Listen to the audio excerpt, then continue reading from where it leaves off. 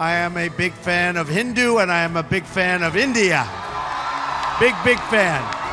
My friend Trump, और उधर से भी रिप्लाई यही आता है, मतलब वो भी एक इंटरव्यू में यही कहते हैं कि माय फ्रेंड मोदी। ट्रम्प ये कहते हैं। पाकिस्तान के मामले में देखा जाए और इंडिया के मामले में रिलेशन किसके साथ? आपने एक चीज नोट नहीं की आपने, अब मैं आपको उसके ऊपर तवज्जो दिलाओ, नोटिस देता हूँ। अमेरिका को जो वाइस प्रेसिडेंट ट्रम्प लेकर आया था ना, उसको कि स्पीच करो, वाइस प्रेसिडेंट की मिसेज कौन है? वो हिंदू है। अच्छा, हाँ जी। इंडिया के साथ हम comparison, The Indian and Hindu community will have a true friend in the White House. That I can guarantee you, that I can tell you. मैंने आज सुबह सुबह जब देखा कि मोदी जी और योगी जी जब इलेक्शन कैंपेनिंग कर रहे थे, तो उनकी ही तस्वीर में किसी ने डोनाल्ड ट्रंप और एलन मस्क की तस्वीर को एडिट कर दिया था, और डोनाल्ड ट्रंप ने लिखा है मुस्कुराते हुए कि ये किसने एडिट किया, Who edited? ट्रंप ने इंडिया के प्राइम मिनिस्टर नरेंद्र मोदी की तारीफ करते हुए कहा, he is a fantastic man. ये वो नरेंद्र मोदी साहब है जिनका आप नाम ले रहे हैं कि जब गुजरात में दंगे फसाद होते थे तो हमें पाकिस्तानी मीडिया बताता था कि ये तो यूएस में बैन हो चुके हुए हैं। ये कभी आसमान पे मोदी लिखा जाता है, कभी कोई उनके पाँव छू रहे हैं, कभी उनसे कोई जफ्फी डाल रहे हैं, कोई उन्हें बॉस कह रहा है, कोई उन्हें वीआईपी वेलकम कर रहा है, कोई वो ऑटोग्राफ देना चाह रहा है। तो सर मोदी साहब में कोई तो बात है। ट्रम्प अगर उस बंदे को फैंटास्टिक मैन बोल रहा है तो सोचे उस बंदे का क्या मुकाम होगा, किस लेवल पे वो बंदा होगा जिसकी ट्रम्प इज्जत कर रहा है। भारतीय डायस्पोरा, भारतीय लॉबी वॉशिंगटन डीसी के अंदर इतनी स्ट्रांग है, और मैं फ्यूचर के लिए एक आपको आज बात बताना चाहूंगा। अमेरिका अगर आपसे बात करेगा फ्यूचर में तो भारत से इजाजत लेके करेगा, आपसे वरना बात नहीं करेगा। पाकिस्तान को अमेरिका हमेशा देखता रहा है अफगानिस्तान के तनाजर से, फिर उसके बाद टेररिज्म के हवाले से, उसके बाद तीसरा क्वेश्चन कोई नहीं है। जब से फॉल ऑफ काबुल हुआ है, पाकिस्तान बिकेम।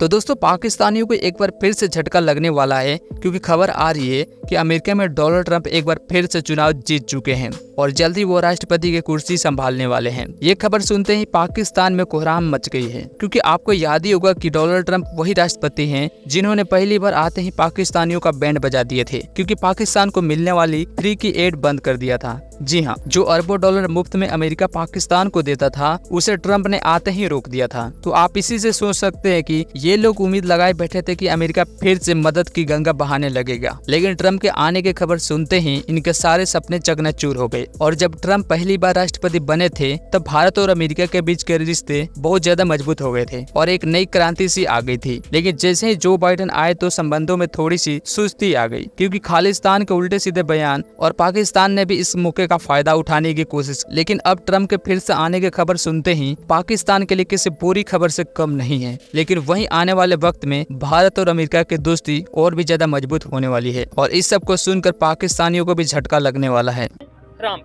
और उधर से भी रिप्लाई यही आता है, मतलब वो भी एक इंटरव्यू में यही कहते हैं कि माय फ्रेंड मोदी। ट्रम्प ये कहते हैं। पाकिस्तान के मामले में देखा जाए और इंडिया के मामले में रिलेशन किसके साथ? आपने एक चीज नोट नहीं की आपने, अब मैं आपको उसके ऊपर तवज्जो दिलाओ, नोटिस देता हूँ।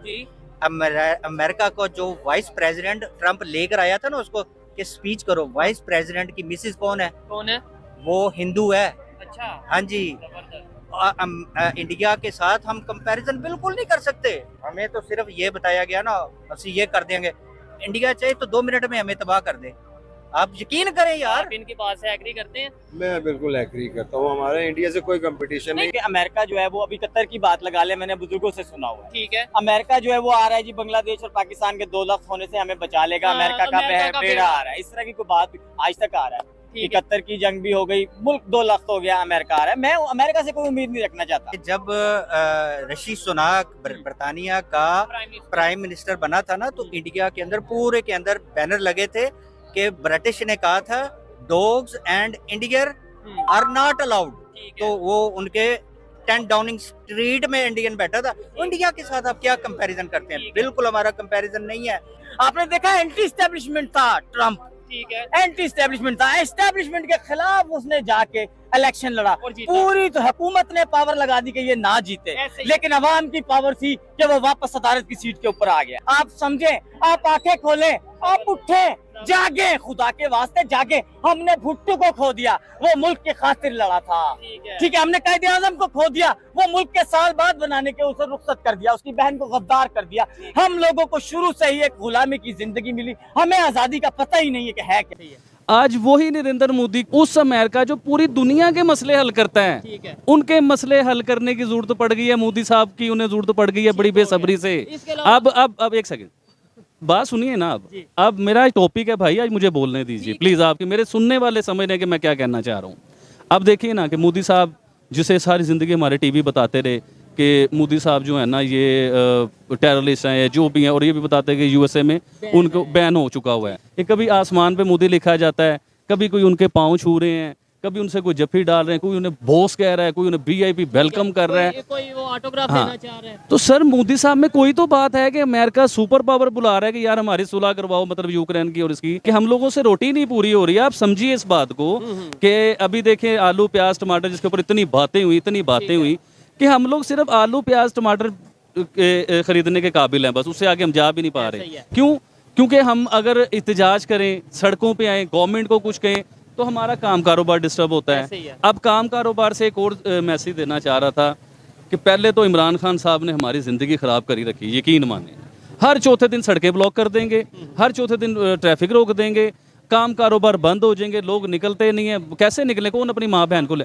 अच्छा वो तो चलो इमरान खान साहब थे, अब उनसे बड़े आ गए हैं ये तरीके लबैक जो है या रसूलुल्लाह वाले, अब पाकिस्तान ये भी में तो लेके हर बैठ लीडर गए। ही जो हर पार्टी ऐसा ही कर रही है। हम किसी को जो पॉइंट आउट नहीं कर सकते। अब तो आपको ये भी बता दें नई पार्टी बन रही है, इमरान खान साहब की पार्टी को खत्म करके नई पार्टी हाँ जी, वो जंगीर तरीन साहब की जो बना। इकोनॉमी को लेकर के जो बिडेन के जमाने को में कोई दुविधा नहीं खड़ा करना चाहूंगी, क्योंकि इकोनॉमी को उन्होंने संभाला है। ऐसा नहीं है कि नहीं संभाला है, डेफिनेटली संभाला है। और अमेरिका को जिस हिसाब से जो बिडेन ने चलाया था 2020 से 2024 तक में, वो सराहनीय था। अपने किसी भी बायलैटरल रिलेशन और ट्रीटी के रिलेशन को उन्होंने डैमेज नहीं किया, उन्होंने रुइन नहीं किया।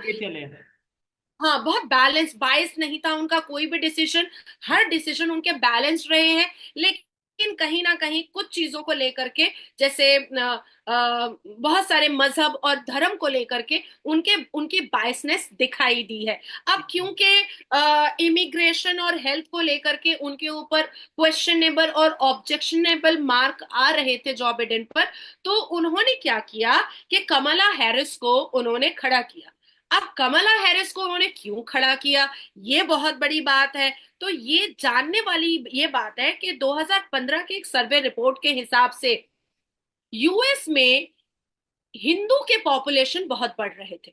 ये 2015 का सर्वे रिपोर्ट है, वो भी ग्लोबल सर्वे रिपोर्ट है कि अमेरिका में हिंदू पॉपुलेशन इतना बढ़ गया था कि वो लार्जेस्ट फोर्थ फेथ में आ चुका। अब आती है बात कि हालांकि अभी भी अगर हम पॉपुलेशन हिंदुओं की देखें तो वो 1% है, ओनली 1%। लेकिन अगर हम उठा करके देखते हैं कि 2020 में जो बिडेन और ट्रंप के बीच में जो लड़ाई हुई थी उसमें कितने परसेंट की हार और जीत थी, तो उसमें हम देखेंगे कि जो बिडेन को इलेक्टोरल वोट जो है वो 51.3% मिले थे और ट्रंप को जो मिले थे वो 46.9% मिले थे। तो ये 1% हिंदुओं का वोट जो है वो अभी निखर करके बहुत ही महत्वपूर्ण साबित हो रहा है, क्योंकि अमेरिका का जो इलेक्शन होता है वो 0.